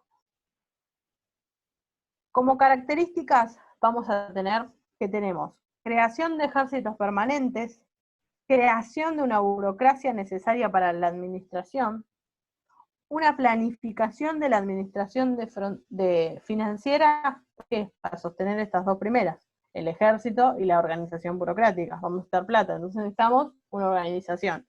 El desarrollo del capitalismo a fin de fortalecer el poder político, la formulación y sanción de decisiones jurídicas con obligatoriedad general, y la concentración del ejército legítimo del poder físico del Estado. ¿Qué significa esto último? El poder de policía del Estado. Que si yo sancioné las leyes, también tenga el poder de hacerlas cumplir. Esto es el Estado moderno que nosotros conocemos. No tiene... Ahora vamos a ir a la Reforma Protestante, que nos va a explicar un poco por qué se debilitó tanto la Iglesia Católica en este periodo. Durante la Reforma Protestante vamos a tener que la teoría política se mezcló con los problemas teológicos. ¿Qué significa esto? En este periodo vamos a discutir cuál es la verdad religiosa, quién tiene razón acerca de Dios. Como se darán cuenta, nunca llegamos a una respuesta y nunca vamos a llegar porque es una cuestión de fe. ¿Quién dice que lo que dicen los cristianos evangélicos es la verdad y lo que dicen los católicos no, y lo que dicen, no sé, los que veneran a Alá, no? Es como, a esta respuesta nunca llegamos, pero en este periodo discutimos un montón esto. La reforma, pero ¿por qué se estudia en derecho político? Ahora vamos a esto. La reforma, junto con las controversias sectarias a las que dio lugar, aceleró la tendencia ya existente, pero la aceleró, de aumentar y consolidar el poder de las monarquías. ¿Por qué? Los movimientos religiosos entendieron que para ganar la batalla debían unirse al sector político que gobernara. Entonces, puede afirmarse que en todas partes el éxito de un partido religioso resultó de la alianza política interna. Entonces vamos a tener que en Alemania y en Inglaterra los protestantes estuvieron del lado de los príncipes. Y en Francia y España estuvieron aliados con movimientos de la nobleza y el clero. Como resultado, tenemos que el gobierno siguió siendo, que la religión oficial siguió siendo la católica. Entonces, ni lento ni perezoso se aliaron con quien consideraron más poderoso y así lograron ganar. El respaldo a los gobernantes se convirtió en un artículo primordial en la fe religiosa. ¿Pero qué gravitación política va a tener esto? Nosotros vamos a tener, en un primer proceso protestante, que la resistencia va a ser hacia un papa herético. ¿Qué es un papa herético? Alguien que defiende herejías, que son las herejías, las cosas contrarias al dogma de la fe. Pero esto se dio entre el siglo XIV y el XV. Pero a partir del XVI ya vamos a tener el concepto que no solo tengo derecho a resistir a un papa herético, sino también a los reyes herejes. Entonces vamos a tener que si el rey no sostiene el culto, un culto específico, vamos a tener derecho a derrocarlo, según estas facciones protestantes, ¿no? Entonces, el punto más controvertido de la filosofía política pasó a ser en este entonces si los súbditos tienen o no derecho a resistir a los gobernantes. Y acá vamos a tener a dos protestantes por excelencia, que son Martín Lutero y Calvino. Desde ya les digo que tanto Martín Lutero como Calvino dijeron que la resistencia es mala. El súbdito no tiene derecho a resistir a sus gobernantes. Pero a ambos sus posturas les salieron mal, porque pensaron una cosa y en la realidad terminó siendo otra. Ahora lo vamos a ver. Martín Lutero nos va a hablar de la resistencia como mala, Lutero simpatizaba, a Lutero no le parecía que la forma de imponer las creencias fuera por la fuerza. O sea, lo que decía es que no se puede castigar la herejía por la fuerza, porque no podemos obligar a alguien a creer algo. Porque para Lutero lo que nos va a decir es que la experiencia religiosa es mística, es personalísima. Entonces la relación de Dios lo va a dar cada uno. Y que el trabajo del clero es ayudar a esta cuestión personal. O sea, mi relación con Dios va a ser distinta a la de ustedes con Dios. Y que la iglesia tiene que estar para apoyar eso, no para obligar a creer algo. Su argumentación contra el Papa era basada en la controversia conciliar, es eso que yo les nombré hoy con Marsilio de Padua, que la iglesia son los creyentes. Entonces él nos va a decir que el Papa en ese sentido no tiene poder. Estas primeras revelaciones en el sentido de rebelión protestantes tienen que ver con la negación del poder del Papa. El Papa como único representante de Dios sobre la tierra, etcétera, etcétera, como lo concibe la Iglesia Católica. Su ataque tiene que ver contra los privilegios e inmunidades especiales del clero, pero siguió las mismas líneas argumentativas que se seguían desde siempre, desde la antigüedad, que no puede ser que la Iglesia no pague impuestos, que no puede ser que tengan conveniencias administrativas, que al fin y al cabo las iglesias y los hombres que conforman las iglesias son iguales ante Dios y no tendrían por qué tener estos privilegios. Pero hay una realidad que a pesar de no estar de acuerdo con la intervención por la fuerza, nos va a decir que la única forma de que la iglesia tiene de frenar las herejías es aceptando la coerción a manos de los seculares. ¿Qué quiere decir esto? Que los reyes y príncipes son obispos por necesidad. O sea, él va a decir que no es propio de la iglesia oprimir a la gente para eliminar las herejías, pero que lo haga el Estado, que es necesario. Porque si no, la herejía no se va a frenar. Obviamente lo que él planificó como un ataque al papado y esta consolidación le salió mal en la práctica, porque todas sus afirmaciones terminaron consolidando una iglesia nacional, que era lo que él atacaba, la administración de la iglesia católica. Bueno, terminó creando otra. Instituyó la iglesia de estados luteranos, dominados por fuerzas políticas y casi podría decirse que como ramas del Estado. La destrucción de la Iglesia Universal, la supresión de sus instituciones monásticas y de las corporaciones eclesiásticas y la abrogación del derecho canónico eliminaron los frenos más fuertes que había tenido el poder secular. ¿Qué es la abrogación? Una nulidad, es la forma de decir nulo. Entonces vamos a tener que él lo que buscaba era destruir el poder del papado, y lo que terminó creando fue un monstruo más grande, que es la eliminación de los frenos que tenía el poder absoluto de los monarcas. Él nos va a decir, como muy importante, el deber de obediencia pasiva tiene que ser sustancial, porque no es propio del cristiano alzarse sobre el gobierno, sea justo o no. Después, a Calvino le va a pasar algo parecido de lo que le pasó a Lutero. Él tampoco va a estar de acuerdo con el poder levantarse contra un gobierno. Se debe obediencia pasiva. ¿Por qué? Porque el poder secular es un medio externo de salvación. La posición del magistrado es honorabilísima, es un vicario de Dios, y la resistencia es opuesta a Dios. El castigo del mal gobernante le corresponde pura y exclusivamente a Dios, no a sus súbditos. Ahora, él en sus textos o sus charlas varias veces nombró que había funcionarios inferiores al monarca que debían tener derecho a resistencia para proteger a los súbditos.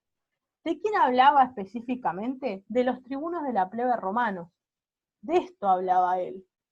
De que estos tribunos su función era llevar, si recuerdan, era llevar lo que le pasaba a la plebe al monarca. Bueno, entonces él lo que dice es esto, que estos funcionarios tienen una suerte de derecho de resistencia para proteger a los súbditos. ¿Qué pasó con este pequeño ápice de todo lo que él decía?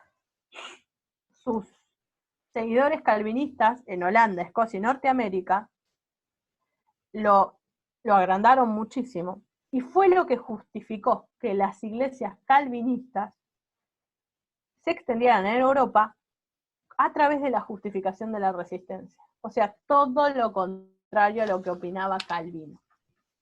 Así que vamos a ver que en ambos casos, tanto Lutero como Calvino, a pesar de que sus ideas buscaban una cosa, terminaron en la práctica en una cosa totalmente distinta.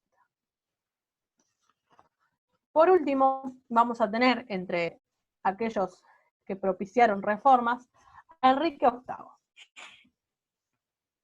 ¿Cuál es la diferencia entre Lutero y Calvino? Lutero nos va a hablar más de una relación metafísica con Dios, y Calvino no, es más pragmático, por así decirlo. Él nos va a dar la importancia de la iglesia en la tierra. Vieron que Lutero hablaba de que es una herramienta para que nosotros lleguemos a esa cuestión con Dios personalísima, y Calvino le va a dar una importancia sustancial a la iglesia. Él no busca disolver la iglesia universal propiamente conocida, porque dice que es el brazo de Dios en la tierra, pero al final también le terminó saliendo mal. Básicamente es eso. Igual está recontra re bien explicado en el manual de historia de las ideas políticas de Justo López, porque esta parte es larga. Yo no quise resumir más allá de eso porque lo tienen que leer sí o sí, si no, no lo van a entender muy bien. No, perdón, lo de Lutero y Calvino está en la selección de textos que tienen ustedes que les dio el profesor. Ahí está bien explicado lo de Lutero y Calvino y la diferencia entre uno y otro. Pero más o menos a grandes rasgos es esto, cómo concibe uno la religión y cómo el otro. A ver, Lutero es conocido básicamente por decir que cada cual puede interpretar la Biblia como le parezca. Por eso es conocido Lutero, por la interpretación de la Biblia, que nos va a decir que no hay una interpretación única, como lo hay en la Iglesia Católica, que este versículo significa esto y significa esto. No, bueno, él dice que significa lo que nosotros, la significación que nosotros le demos por esta cuestión de la relación personalísima entre cada persona y Dios. Más o menos quedó claro. Bien. Enrique VIII, rey de Inglaterra y señor de Irlanda desde el 22 de abril de 1509 hasta su muerte. Fue el segundo monarca de la casa Tudor, heredero de su padre Enrique VII, se casa 6 veces y ejerció el poder más absoluto entre los monarcas ingleses. ¿Por qué se da con la ruptura de la reforma de Enrique VIII? Porque el chabón creó su propia iglesia. Pero vamos a llegar a cómo. Catalina de Aragón, esta parte es como el real de la historia, así que más o menos es entretenido. Catalina de Aragón se casa con Arturo, heredero de la corona iglesia y hermano de Enrique. Se casan. Al poco tiempo, Arturo muere. Entonces Enrique, o sea el hermano, se casa con Catalina de Aragón. ¿Por qué? Para consolidar la alianza matrimonial entre Inglaterra y España. ¿Qué pasa? Con el primer matrimonio entre Arturo y Catalina, el Papa da una dispensa papal para que Catalina se pueda volver a casar. ¿Por qué? Porque Catalina va a argumentar que nunca se consumó el matrimonio. Entonces, matrimonio no consumado es matrimonio nulo. Como ustedes saben, dentro de la Iglesia Católica no existe el divorcio. No existe. Entonces, y tampoco, en este entonces, uno se podía casar, si no tenía una dispensa papal, con la línea directa sanguínea del cónyuge muerto. ¿Qué significa esto? Yo no me podría casar con el hermano de mi pareja muerta. Por más que enviudé, yo no me podría... Para la iglesia, yo no me... Catalina no se podía haber casado con Enrique si no había una dispensa papal. Entonces, lo que va a hacer el Papa es anular el matrimonio. Esto sí existe dentro de la Iglesia Católica, la anulación de los matrimonios, pero con motivos muy específicos, ¿no? Entonces vamos a tener este primer matrimonio anulado. ¿Para qué? Para que Enrique se pueda casar con Catalina. Se casan, pero Catalina tiene muchos problemas para concebir. Tiene múltiples abortos, tiene un hijo varón que muere en la corta infancia, y solo una hija va a sobrevivir a su infancia, que es María. María, obviamente mujer, no le va a servir a Enrique para sucederla en el trono por el hecho de ser mujer. Entonces, ¿qué va a pedir Enrique? Que anulen la anulación. O sea, que anulen su matrimonio porque la primera anulación estaba mal. Catalina no era virgen. Entonces, no se podía anular ese primer matrimonio. Le va a pedir al Papa que anule la primera anulación para poder casarse con Ana Bolena. ¿Quién es Ana Bolena? La hermana del amante de Enrique. Enrique tenía varias amantes, entre esas María Bolena y bla, bla, bla. María tenía una hermana, esta se llama Ana. Él se quería casar con Ana Bolena. Obviamente el Papa le dice que no, o sea, era un loco lo que quería hacer. No, macho, no vamos a hacer esto. Entonces, ¿qué va a hacer Enrique? ¿No me das la anulación? Listo, creo mi propia iglesia. Y va a crear la religión anglicana. La religión anglicana tiene un solo centro de poder, o sea, estas dos espadas están en una sola persona, que es el rey. El rey es cabeza de la iglesia y es cabeza del reino. ¿Por qué es importante esto? Porque la religión anglicana es hasta hoy la religión oficial de Inglaterra. Así que por eso a él se lo ve con los protestantes, porque el chabón se cansó y creó su propia iglesia. Y se casó 6 veces. A Ana Bolena la termina decapitando, hizo todo este quilombo para casarse con Ana Bolena y al final la terminó decapitando. Un divino, Enrique. Pero bueno, esta es la importancia de Enrique VIII en la reforma. Después va a venir la contrarreforma, que es la respuesta de la Iglesia Católica a la reforma protestante de Martín Lutero. Abarca desde el Concilio de Trento hasta el fin de la Guerra de los 30 años. Desde 1545 a 1646. El Concilio de Trento es un concilio general de la Iglesia que aprobó una serie de decretos doctrinales con respecto a los dogmas, la disciplina, el papado, las órdenes religiosas, que permanecieron vigentes hasta que se reunió el siguiente concilio, que fue el Concilio Vaticano II, que fue 3 siglos después. Si quieren ver los ejes de este concilio, están explicados en Wikipedia muy simplemente. Yo no creo que sea tan trascendental, es más para que lo sepan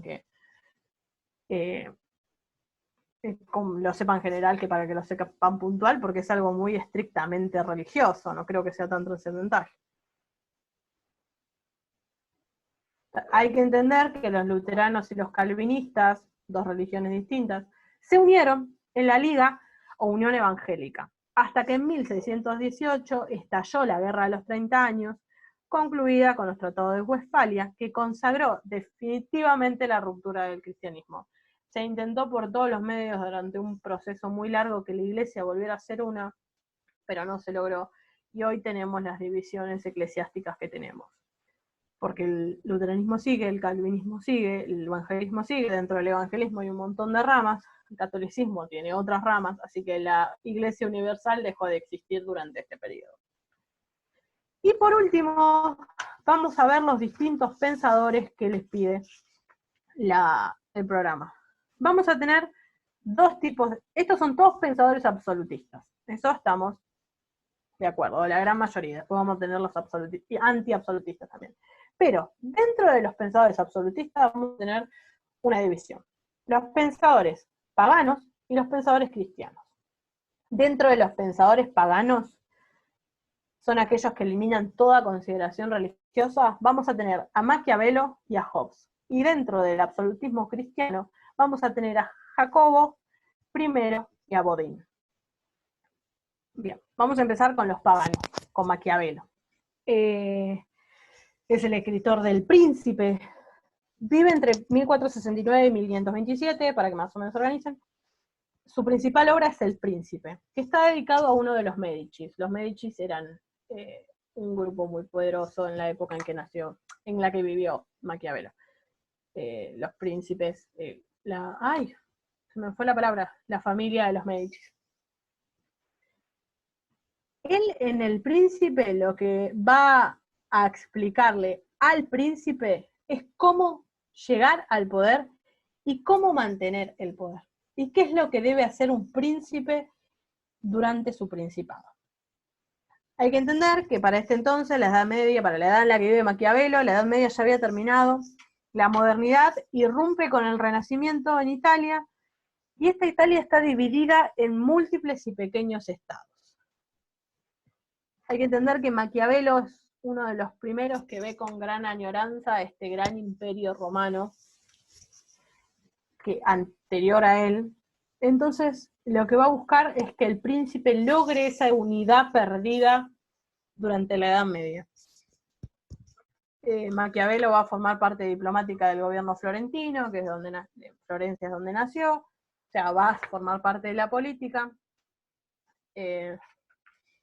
Pero lo importante del pensamiento político de Maquiavelo es que introduce en la ciencia política el método realista, histórico e empírico. Se maneja con la realidad, las cosas como son y no como deberían ser. Él es el primero que va a dejar de lado la ética y la moral. Él no va a hablar de ética y moral, no le parece que un príncipe tenga que ser ético o moral.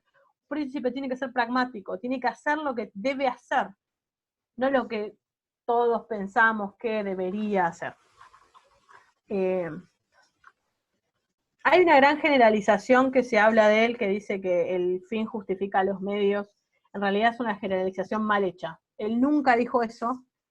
Lo que sí va a decir, él va a concebir al príncipe y al poder como instrumentos para alcanzar un fin, que es la grandeza y el bien propio del Estado. Entonces, en este contexto donde el príncipe y el poder son medios para un fin, el fin es el bien propio del Estado, él sí se podría decir el fin justifica los medios. No quiere decir que el príncipe pueda hacer cualquier cosa, sino que se puede usar al príncipe de cualquier manera para lograr este fin.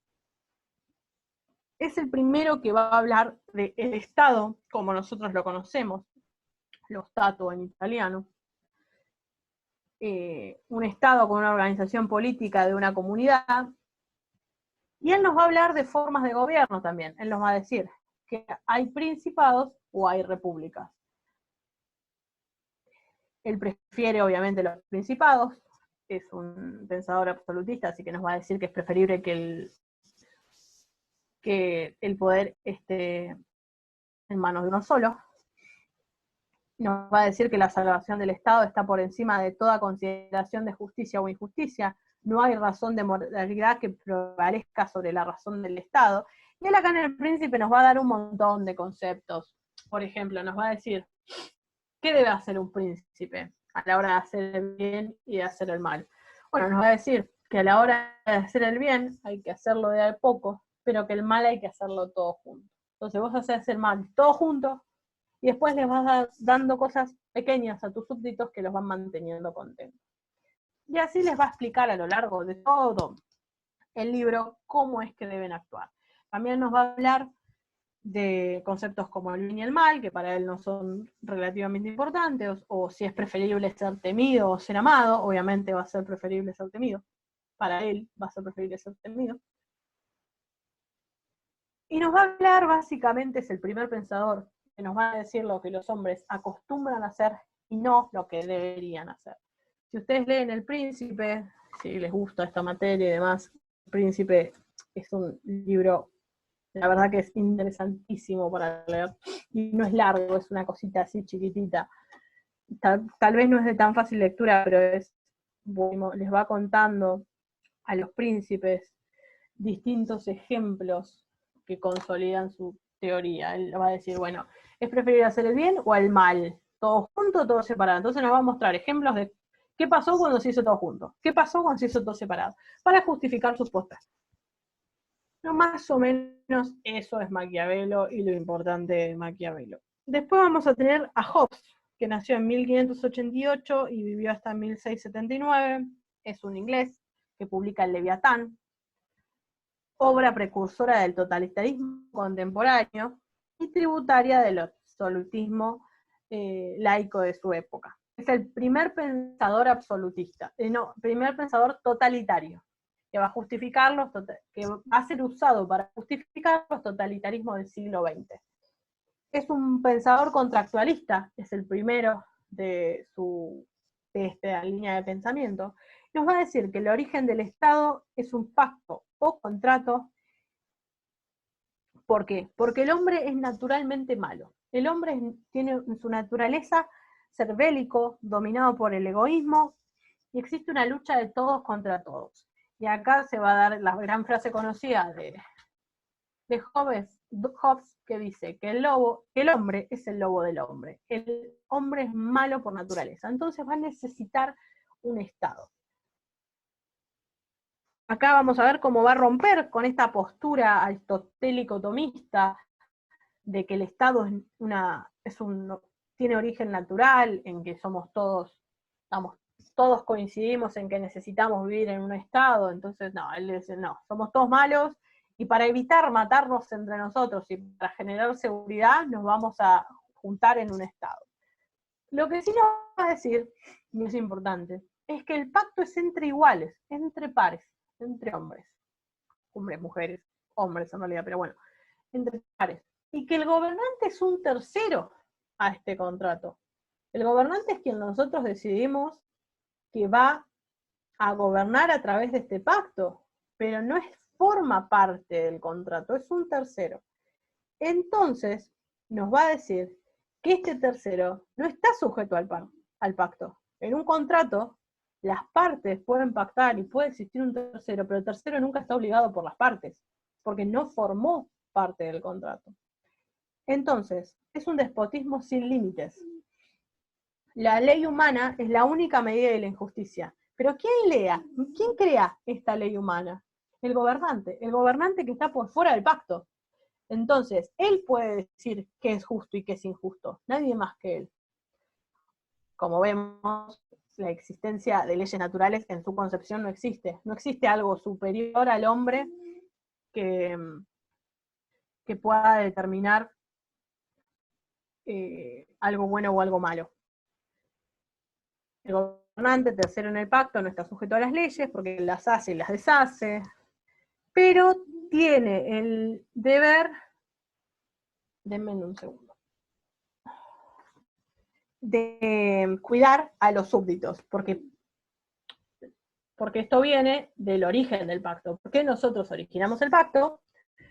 Porque necesitábamos protección. Entonces, si no nos protege, nosotros tendríamos derecho a resistir. No, perdón, me confundí de pensador. Para él no hay derecho de resistencia. ¿Por qué no hay derecho de resistencia? Porque el pacto es absoluto, irrompible. Así que nos la tenemos que bancar.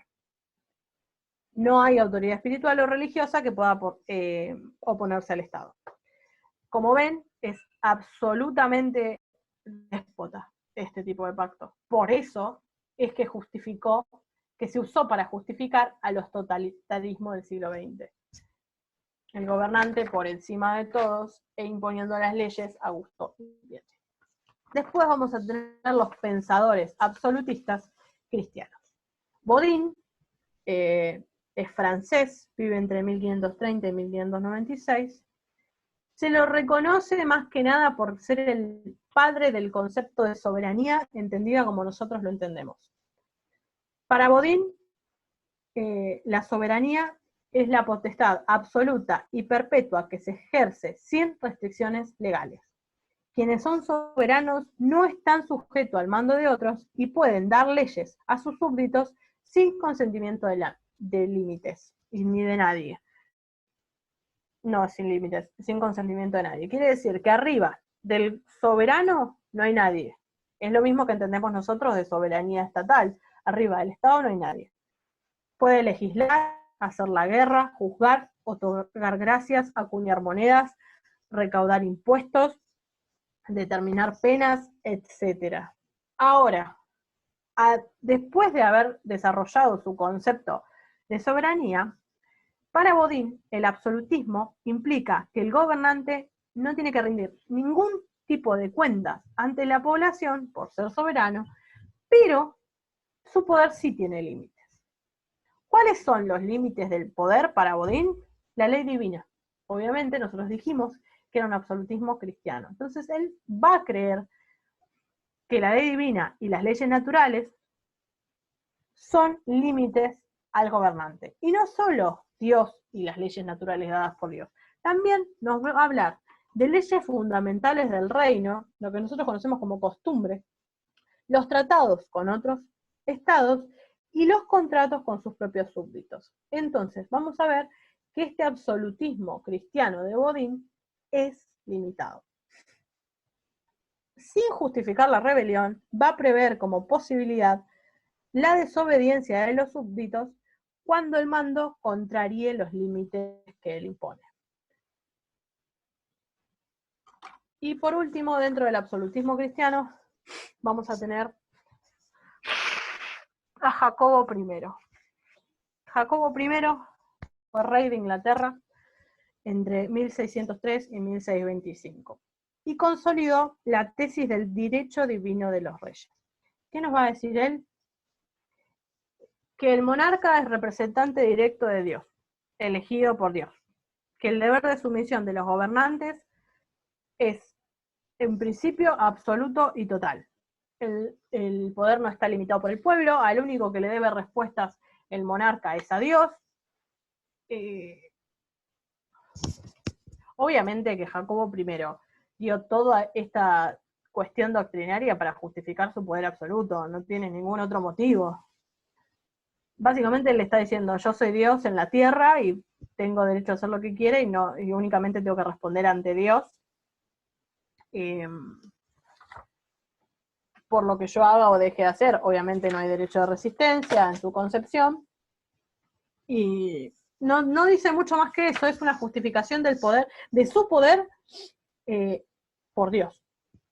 Van a ver cuando lo lean que más que son 2 párrafos, más que eso no dice Jacobo I. Y por último vamos a tener los pensadores antiabsolutistas, aquellos que son contrarios al poder absoluto.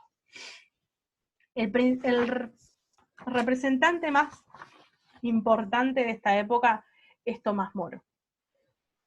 Tomás Moro es santo de la Iglesia Católica y vive entre 1180 y 1535. Hay que entender de Tomás Moro la importancia de por qué es santo, porque él era canciller de un rey. O sea, él formaba parte de la monarquía, pero a pesar de eso estaba en contra de la monarquía y murió fiel a la Iglesia Católica. Ahora vamos a ver por qué. Pero, no, se los digo ahora, total no tiene sentido que se los diga después. Tomás Moro era canciller de Enrique VIII. Enrique VIII, de Ana Bolena y la Mariencochi, que se casó 6 veces. Bueno, cuando Enrique VIII le pide a su canciller que firme el petitorio al Papa para casarse con Ana Bolena, Tomás Moro dijo que no. Tomás Moro le dijo, esto es contrario a la creencia católica, esto es contrario a la Iglesia, porque él era muy católico, y también es muy importante entender esto, y por eso lo hicieron santo, porque murió mártir de su Iglesia. Entonces, ¿qué hizo Enrique? Imagínense que si porque el Papa le dijo que no, creó una iglesia, Si su canciller le dijo que no, lo decapitó directamente. Entonces, él muere mártir de la Iglesia Católica y la Iglesia lo hace santo. Era un hombre muy fiel a sus convicciones. Entonces, a pesar de formar parte de una monarquía, y capaz por formar parte de esta monarquía tan extraña que implementó Enrique VIII, él va a considerar que la monarquía no es la mejor forma de gobierno, la monarquía absoluta.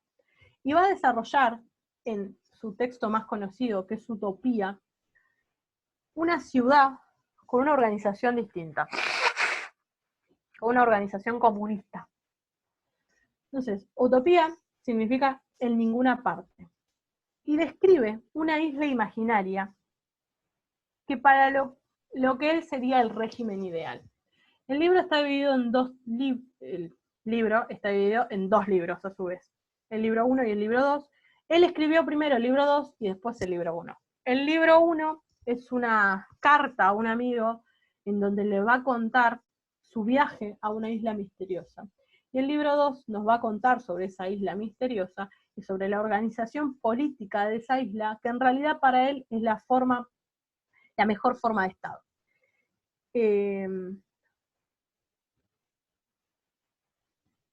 Es una obra antitiránica.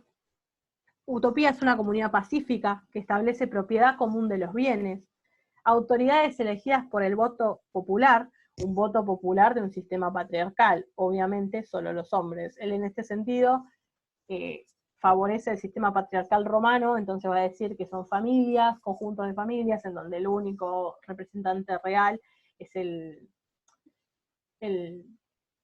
padre, entonces él es el único representante real de su familia.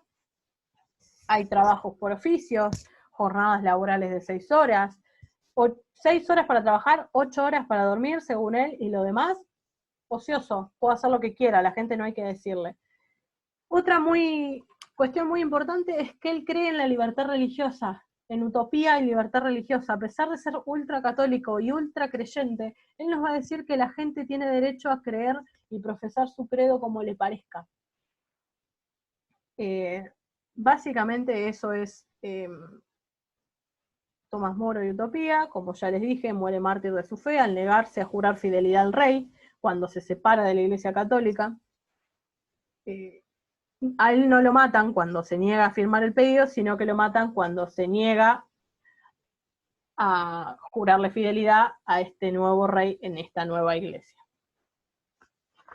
Y después vamos a tener otros dos pensadores antiabsolutistas, no tan importantes gravitacionalmente como Tomás Moro, pero que se los pide el programa, que son Francisco Suárez y Juan de Mariana. Francisco Suárez vive de 1548 a 1617, es un jesuita, autor del Tratado de las Leyes y la Defensio Fidei. La Defensio Fidei fue una obra en respuesta a las obras de Jacobo I. Jacobo I era este que decía que el soberano era Dios, básicamente, y elegido por él y que podía hacer lo que quisiera. Bueno, Francisco Suárez le va a contestar en Defensa Fidei. Pero la obra más importante es el Tratado de las Leyes. En ella nos va a decir que el Estado y la nación, la noción de sociedad, surgen de la naturaleza humana, y que ambos hubiesen existido aun si el hombre no hubiese incurrido en el pecado original. El fin del Estado es atender el bien y felicidad temporal de la comunidad. Otra vez vamos a volver al origen natural del Estado, y nos va a decir que el origen del poder deriva de Dios, pero le va a dar una vuelta distinta a lo que veníamos hablando, que es una tesis de colocación indirecta o mediata. ¿Qué quiere decir esto? Que Suárez, entre Dios y el gobernante, coloca a la comunidad. El poder que emana de Dios radica en el pueblo para él, no en el soberano. Entonces vamos a tener un sujeto, un pueblo que es sujeto nato o primario del poder, y puede transmitirlo al gobernante por él determinado o conservarlo para sí. Entonces acá vamos a tener un soberano que es el pueblo, y vamos a tener dos formas en que el poder va a volver al pueblo. En primer lugar, vamos a tener la forma más común, que es cuando el gobernante se convierte en un tirano. Si el gobernante se convierte en un tirano, entonces va a romper con la ley divina, la ley natural y el bien común. Entonces el pueblo tiene derecho a deponerlo, no matarlo. Para Suárez no se puede matar al tirano porque no sería cristiano. Que es ahora vamos a ver por qué les nombro esto de que no se puede matarlo. Y si no, otra forma de recuperación del poder es la retroversión. ¿Qué es la retroversión? Cuando el poder queda vacante de sus órganos legítimos. O sea, cuando pasa lo que nosotros conocemos como acefalía. Cuando no hay quien ejerza el poder, el pueblo tendría derecho a retrovertir el poder así y elegir un nuevo gobernante. Por eso es importante este autor en los procesos revolucionarios americanos. Cuando en el Río de la... contexto Virreinato del Río de la Plata, ¿no? Nosotros vamos a tener un rey de España preso, entonces no va a haber poder. El poder va a quedar acéfalo. Entonces, con esta teoría de Suárez, que es lo que llegó acá a Argentina, la comunidad estaría en condiciones de instituir un gobierno nuevo a título de su propio poder retrovertido. Es la justificación de por qué nosotros pudimos hacer asambleas nacionales y constituirnos como gobierno nacional después de la revolución. Y por último, Juan de Mariana, que vive de 1536 a 1624, también jesuita, es autor del Rey y las instituciones regias. Lo que él va a sistematizar es una teoría del tiranicidio. ¿Qué es el tiranicidio? El derecho de matar al tirano. O sea, por eso yo les decía que Suárez dice, sí, podemos deponer al tirano, pero no matarlo. Bueno, Juan de Mariana va a sistematizar toda una teoría de que sí lo vamos a matar al tirano. Entonces, Mariano no se desprende del orden ético, convengamos que era un jesuita también, era un cristiano, y hace de la muerte violenta la etapa final de un proceso. Entonces él nos va a determinar que hay ciertos pasos para matarlo. O sea, es ético porque nos dice los pasos, no nos dice que no lo matemos. Lo que nos va a decir es, en primer lugar, tenemos que deliberar en grandes reuniones sobre lo que hay que hacer, reuniones populares. Segundo, hay que amonestar al rey, como sacar la amarilla, decirle, che, pará, hasta acá llegaste. Hay que determinarle cuáles son sus excesos y abstenerse de seguir adelante si el resultado es satisfactorio. Le saqué amarilla al rey y el rey dijo, bueno, está bien, cambio mis actitudes. Ahora, ¿qué pasa si no cambia? Si no cambia, el plan sigue. Entonces, la comunidad puede levantarse en armas, deponer al rey y matarlo. Y estaría absolutamente justificado en hacerlo. Todo el pensamiento de Mariana está impregnado con la idea de que el tirano es un enemigo público de la comunidad. Es lo que Mariano denomina fama pública del tirano. Él dice que se generó la fama de tirano a través de sus acciones, entonces merecería, entre comillas, la muerte. Pero obviamente es una muerte que se da si el tirano en el medio no quiso cambiar. Y ahí terminaría la bolilla. Y mirá, les dejé 5 minutos. Yo me estoy volviendo buena en esto, de hacer una bolilla en 2 horas. ¿Alguna duda hasta acá? ¿Se entendió más o menos? Yo muchas cosas, como les dije, lo saqué de Mario Justo López, que le pasé el link a esta chica de Franja, porque realmente no lo encontré en los textos que ustedes se supone que tienen acceso, no está. Un montón de cosas que no están. Pero en ese libro de Mario Justo López está todo. Y además, como es un manual, está explicado recontramil fácil.